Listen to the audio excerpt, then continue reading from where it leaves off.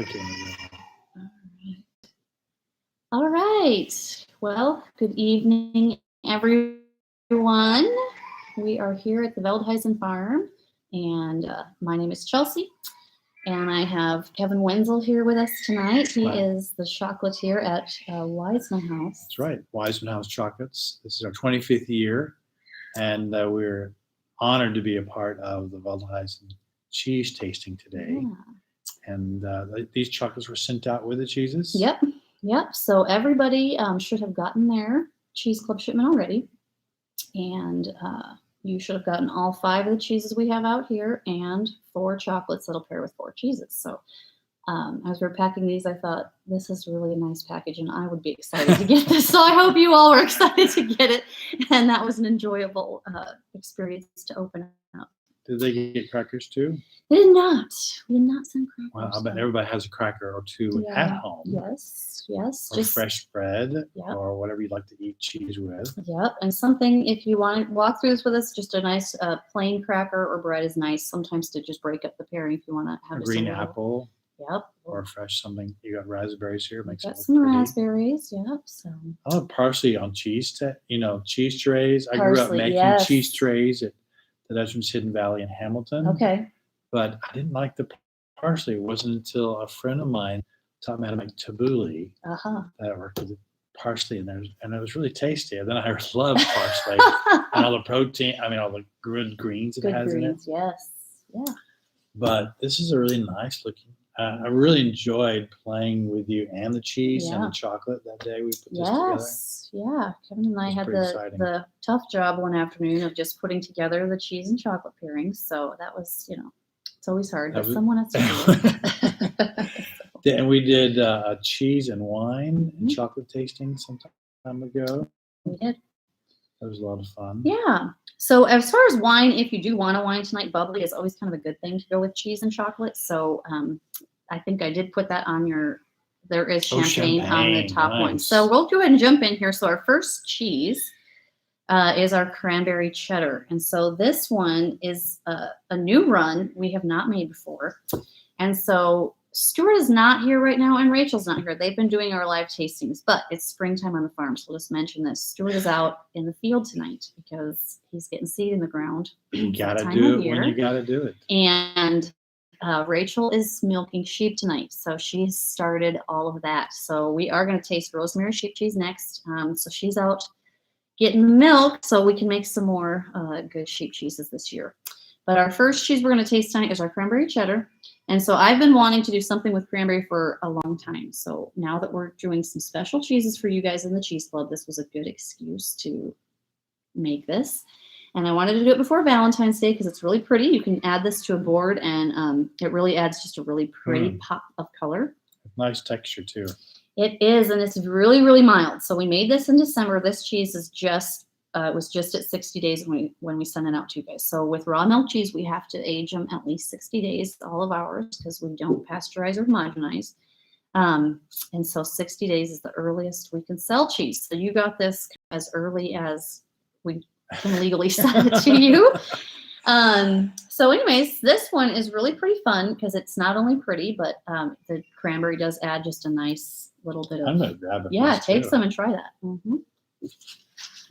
You almost sound like a bootlegger with your cheese. But you got to get it in there 60 days. Yeah. Mm-hmm. Well, the flavor develops, so you don't really want to eat it too fresh. Right. Well, that's delicious. I really, really like that with the cranberry in there. You get just a little, like a hint of sweetness kind of comes out, and it is mild, but I think it really works with the cranberry that way. And so that's a fun one. And that one is going to be a nice one to have like with a piece of apple pie. So, this, if you feel like you're in the baking mood this week, that will be really nice. Now, if this is 60 days old, how long, and I've got a slice of this in the fridge, how long could I keep it? It's a firm cheese, so it's not going to age out too long. I mean, once we cut into it, the aging process stops. So really, as mild a cheddar as this is, and once it goes into refrigeration, the aging stops. and for the most part. And so this one is going to be one you want to consume within about 3 weeks, because after that it will start to dry out just a little bit. I didn't know that. That is and you will start getting a little bit of molding on the cut edge on a cheese. All of these are pretty mild cheeses, so you will start getting a little molding on the cut edge of all these after about 3 weeks, which you can trim off. When you say mild instead of being a sharp cheese, a sharp the cheese has more salt, so it's going to reduce drier. molding. It's drier. Okay, so drier. So fresh cheese is going to be softer.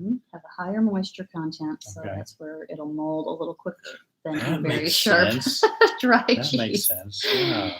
So so that's the cranberry cheddar, which is it's just really nice, young, but I kind of like it. So any feedback, let us know, because you are the only ones in the Cheese Club. You're the only ones that are getting this one, because we just made 5 wheels, and I think it was about enough for everybody we have in the club right now. So that's so great. The next cheese we have is a rosemary sheep cheese. So this was my favorite when we did the tasting. Yeah. It was so good. So you guys all got just a nice little piece, and you could see the rind is just really pretty. So Rachel just took rosemary and pressed it right into the rind, into the wheels before they put it on the press.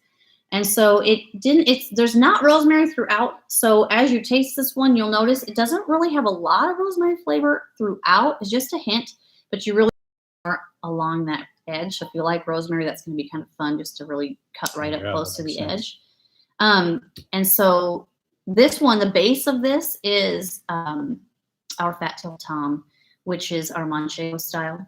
Now this cheese is pretty different than our Fat Tail Tom, because this is coated and is rubbed with olive oil, and so what we do to the rind really changes the cheese a lot. And so it's really a beautiful, soft, kind of sweet. Really good cheese. It's really an excellent cheese. So we're pairing this with a Southern Hospitality. Truffle. So we could talk about that. So the Southern Hospitality was the first chocolate truffle we made. Okay. I found a bottle of Jack Daniel's whiskey in the Wiseman house when I was restoring it.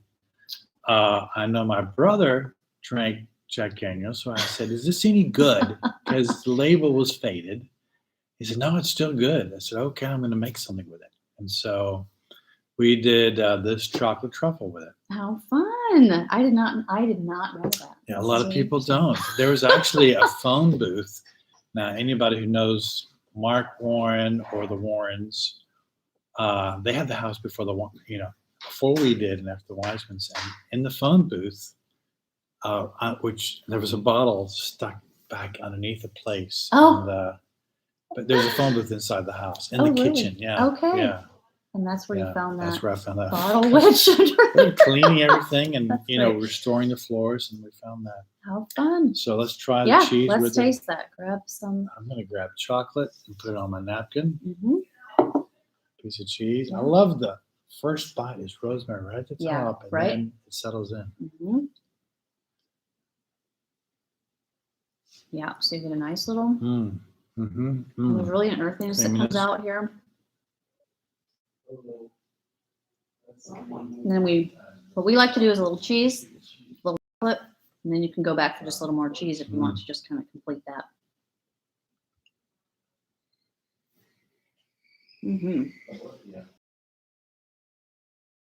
So what we found with this one, what I kind of found is I feel like it really brings out that whiskey, that Jack Daniel's flavor really kind of accentuates out of the truffle. That's right. When it pairs with the cheese. If you eat the chocolate just by itself, you get a little bit of it, but I feel like it really comes out a lot more when you have the cheese with it. So it's really nice together. Yeah. I'm gonna have a cracker. Yeah. So it's kind of fun. And so these things, not everybody would think cheese and chocolate would be I think your go-to for pairings, but I think you put things together that you love, and they're going to work. So we could do cracker and cheese and chocolate tasting. You could. You could go as far as any number of things. So our next cheese is Paragon. So the next 3 cheeses are actually 3 of our signature cheeses. So these are 3 that Stuart kind of went off the recipe book with and kind of created himself. So Paragon was actually his very first signature cheese. So he had made Gruyères and cheddars and a couple other things, but with blue cheese, with recipes. And he said one morning he was going out to make cheese, and he thought, I want to do something different. He'd been doing it for a few years now. And so he made Paragon that day, and it came out really nice. It's really creamy, has a nice tanginess to it. And so, yeah, this was one that was just kind of our very first, one of our first of our own little creations. So Cool. you can take a little nibble of that one if you haven't had that before. Paragon. Paragon means model of excellence. So, so nice and creamy. And yeah, again, get that nice tangy on the finish. And then we're pairing this with the Irish cream. That's right. The Irish cream. The Irish cream truffle, yeah. It's Irish whiskey. With the Irish whiskey is Kilbeggan Irish whiskey, and that's blended with a Belgian chocolate, Belgian white chocolate, and then we cover that in milk. So the thing about Irish whiskey is it is made, or this one particularly, is made with American oak. So they barrel it. I haven't been drinking anything but water here. They barrel it in American oak, and because the American oak has a lot of vanilla or vanillin in the wood, and so as whiskey goes into the wood, when it's warm during the day and it comes back out of the wood at night, it's pulling flavor out of the wood in and out, and some of it goes out the wood through the wood. That's called the angel's share. Okay, angel's share. But when you have the whiskey in the wood and it's sitting there in those barrels for however long they do, it picks up that flavor, and so it's the vanilla that comes out through the Irish whiskey. Yeah, really, American wood. It is. I really get a lot of vanilla when I taste that. And then with the Paragon. And when we paired it with the Paragon, if you taste that together, kind of what we got when we tasted this was kind of almost like salty caramel, like because the cheese you almost get a little more salty. You have it with this really sweet truffle. That was actually pretty fun. That was really fun. I like this one together. It's kind of a unique one. And that Paragon is also a really good melter. Actually, all these next three are really good melters: the Paragon, the Dublin Karst, and the Texas Star. So, pairings aside, if you just want to make killer mac and cheese this week, you could take a little of each of those and it would make an awesome cheese sauce. So our next cheese is our Dublin Karst. And so Dublin Karst, this one, Stuart really wanted to make a gravity press cheese. And he had the idea of just having something that's this cheese really get kind of a sweet and tangy on this one.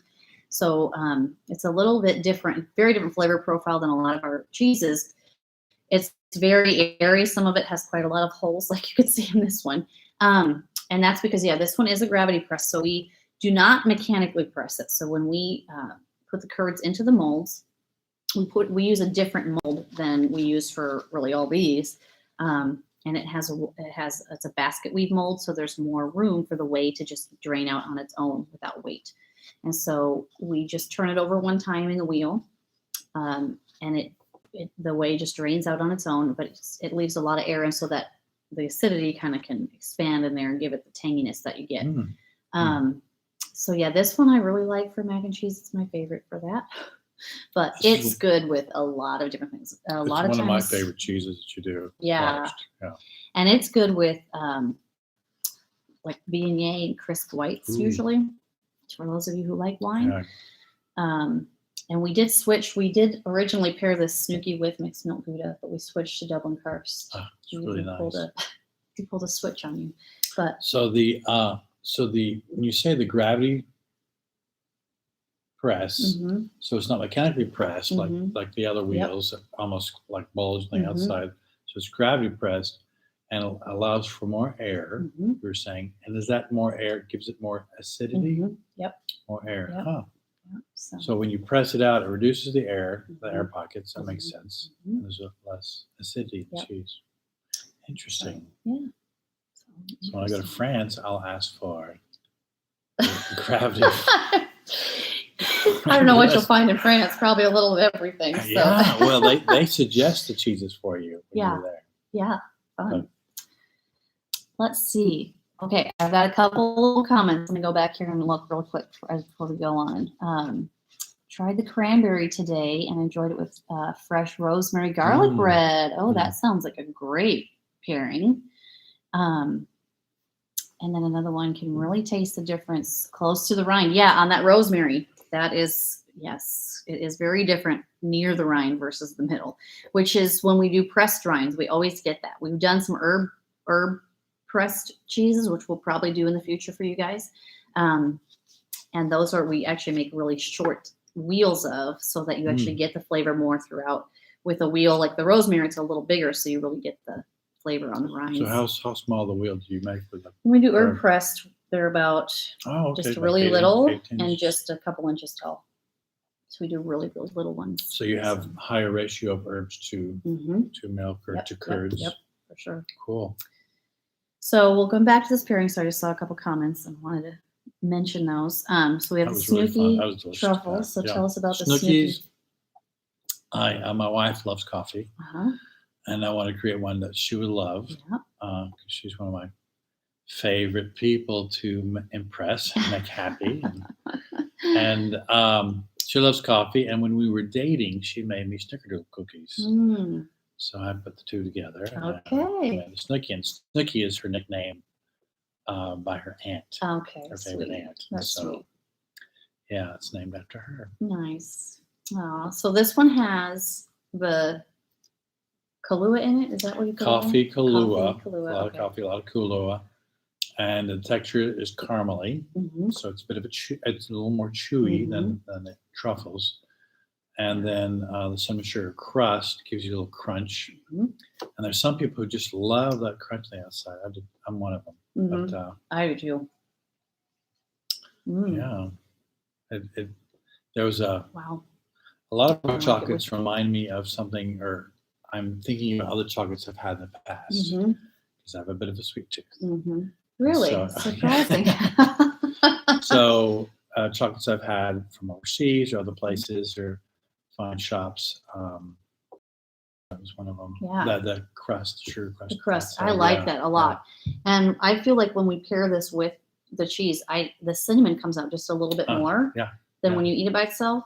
And when I paired this with the karst, I feel like it really, there's like almost a fudgy feel in the mouth when you pair those together, which is pretty fun. So well, I have room. I think I will try that again. Yeah, for sure. I know, it's really nice. So yeah, and if you guys find, you may want to pair some of these with, you might want to try some of these chocolates with some of the different cheeses, and just, if you find a different pairing you like, let us know too. It's always kind of fun. So the last cheese we're going to taste tonight is our Texas Star. This cheese is a little bit sharper than the others, and so the Texas Star is actually the same base as our Paragon. And so the same cultures go in it. The process is all the same in the vat, and we pack them in the molds and press them. They both go into the brine tank, and when we take them out of the brine tank, that's where they get their salt uptake, which stops acid production and gives them all the salt they need. We take them out of the brine tank. The Paragon gets coated with the Paracoat rind, and then the Texas Star is actually a washed rind cheese. And so we'll take the whey slurry and some cultures, and we'll wash that for 1 month with just a rag, and we'll slowly wipe the wheel. Even though it's got a coating on it? It doesn't get coated. The Texas Star doesn't. So the Paragon will coat. So we'll take about half the batch and coat it and call it Paragon. The other half we'll wash with that. You wash it. Slurry. Wow. Every day for a month. So Bob, every single day. Yep. So Bob has a lot of work with our washed rind cheeses. So you can taste this and just compare it to the Paragon, which is kind of fun. That we did this on this pairing, because you can actually compare them and see how just changing the rind really can change the entire cheese.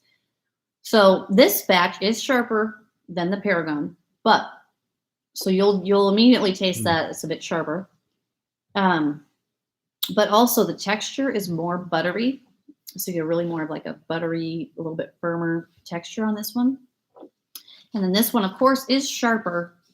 It has a lot more earthy flavors, because this one really pulls, because of natural rind, it'll pull the flavors out of the aging room into the cheese. So you kind of, if you've ever been here or if you ever want to come on a tour, when we walk into that aging room, you kind of, these smells kind of hit you. And it's the same smells that kind of permeate the cheese. So, you know, the taste you kind of get in this one are kind of what our aging room smells like a little bit. So, well, it's really good cheese. Yes. So this has some holes in it, but not as much as the karst. Right. But it is mechanically pressed. This is mechanically pressed. Yep. Yeah. So cheese. yeah, and it's a little sharp. So you can actually, if you know, you can grate this one a little. It's not so sharp that you can grate it really well, but if you just need a touch of some sharp, this is one you can add just a little, you know, a little bit to the top of too. So. And we paired this with the Seville orange truffle. Yep. So the truffle has it's square and has some orange brandy, a little orange marmalade, blended with a dark Belgian chocolate, and then coated in a Belgian milk chocolate. Yeah, it's really good. I like this Why don't one. you have the first piece? I can't believe we're already done with it. The last sample. I just like a raspberry earlier. Ooh, these two play so well together. They really do. It's my favorite. The little sharper cheese, I think, really helps stand up against that. I don't know what it is in that, but well, it's orange. There's a little tartness from the marmalade. Yeah. And the strong flavor of the marmalade. So then you pair it with that nice, strong, earthy cheese, and it's really a nice. I think they're strong enough flavors that the fight with the company. Yeah, which is what we're always looking for. Good pairing. Whatever the food or whatever the drink is that's always what we're looking for. And pairings is something that complements the other without overpowering. That's right. Yeah, so that's kind of a fun thing. So if any of you live audience, if you have any questions or comments before we end, we'll take those now. But otherwise, we're glad you joined us tonight for a little tasting, and hope you learned a little something and enjoyed this. And we appreciate you all being a part of our cheese club, and we hope you enjoyed the chocolate as well. You can definitely check out Wiseman House online, but the best is just if you can stop in if you're ever driving through Heiko. It's called Chocolate Heaven. It really is. So you're right there where you have only one traffic light in Heiko, and we're right there at it. You can't miss them. WisemanHouseChucks.com is open 24 hours a day. It is. So you can always stop in there. There is. Yeah. So we appreciate you coming tonight. It's been an honor to be here and to be a part of your tasting. I've enjoyed all of the members of your family. And for the many 19 plus years I've known y'all. It's been a while. 20, yeah. We all been in business 19 years. We have 19 years. But I think I knew you before you stopped. Right before or just after you started the business? Yeah, I think that's probably true. Yeah. It's and been a while. yeah, it has been. Yeah. It's been good. Yeah. I'm going to have another cracker, another piece of cheese. Yes, go for it. And that orange, I might have an orange. Yeah. There's more questions there. Yeah. So you especially like the Snooki and the Dublin Karst. Yes, I know that one is really, really good. So yeah, well, thank you all so much for joining in tonight. And if you have any questions, you can always just email us, give us a call, anything. But we hope you enjoyed all your cheeses and chocolates, and happy Valentine's Day. Thanks so much. Good job. That was easy.